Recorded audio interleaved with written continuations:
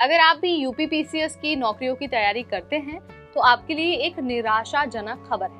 खबर ये है कि जो करीब 13,000 पदों पर भर्ती होने वाली थी ना यूपीपीसीएस के अलग अलग विभागों में, उस भर्ती को कुछ टाइम के लिए रोक दिया गया है और जो प्रस्ताव था उसे वापस ले लिया गया है। जी हाँ, आपने बिल्कुल ठीक सुना।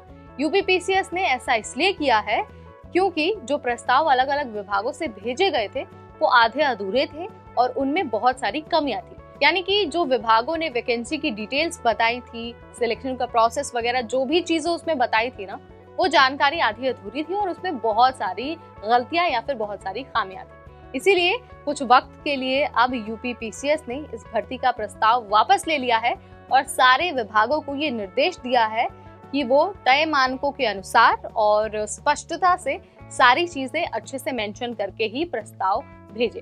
चलिए आपको इस वीडियो के जरिए बता देते हैं कि क्या कुछ अब तक हुआ है इस पर और आगे विभागों को क्या निर्देश दिया गया है।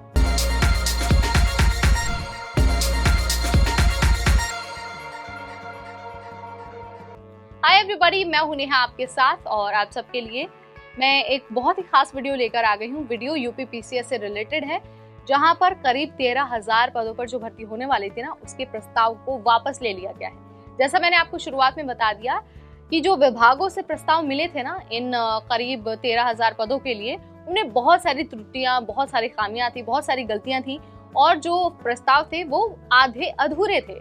अब उसमें कोई स्पष्टता थी नहीं। तो आप जरा समझिए, जब विभागों की तरफ से ही सारी चीजें अच्छे से नहीं आई, स्पष्ट रूप से नहीं आई, तो कैंडिडेट्स को कितनी समस्या हो सकती थी। इसीलिए यूपीपीसीएस ने इस प्रस्ताव को वापस लिया है ताकि कैंडिडेट्स को इंतजार ना करना पड़े और वो आसानी से इस भर्ती का हिस्सा बन पाए। साथ ही विभागों को ये भी कहा गया है कि वो अपने प्रस्ताव में ये मेंशन करे कि कौन सा पद, कितने पद किस वर्ग के लिए है, सिलेक्शन कैसे होगा और साथ ही उसके लिए योग्यता क्या होनी चाहिए। यानी कि जो वैकेंसी की एक नॉर्मल डिटेल होती है ना, वो सारी चीजें अच्छे से स्पष्ट रूप से बिना किसी गलती के विभागों को लिखकर यूपीपीसीएस को भेजना होगा। उसके बाद ही जब ये सारी चीजें हो जाएंगी, उसके बाद ही जो करीब 13,000 पदों पर भर्ती है ना, उसको शुरू किया जाएगा और कैंडिडेट्स वेबसाइट पर जाकर अपना फॉर्म भर पाएंगे। साथ ही विभागों के लिए स्पेशली ये भी मेंशन किया गया है कि वो बताए अपने प्रस्ताव में कि किस पद के लिए कितना एक्सपीरियंस जरूरी है और साथ ही किस तरीके से उस पद पर कैंडिडेट्स का सिलेक्शन होगा। यानी कि जैसा मैंने आपको पहले भी बता दिया, वैकेंसी की हर एक माइनर डिटेल विभागों के प्रस्ताव में होनी जरूरी है ताकि कोई भी कंफ्यूजन ना हो कैंडिडेट्स के बीच, कोई समस्या उन्हें ना आए फॉर्म भरते वक्त और उन्हें सारी चीजें पहले से ही क्लियर हो और जब वो नोटिफिकेशन खोले तो उन्हें सारी जानकारी प्राप्त हो जाए और वो बस वेबसाइट पर जाकर अपना फॉर्म भर दे।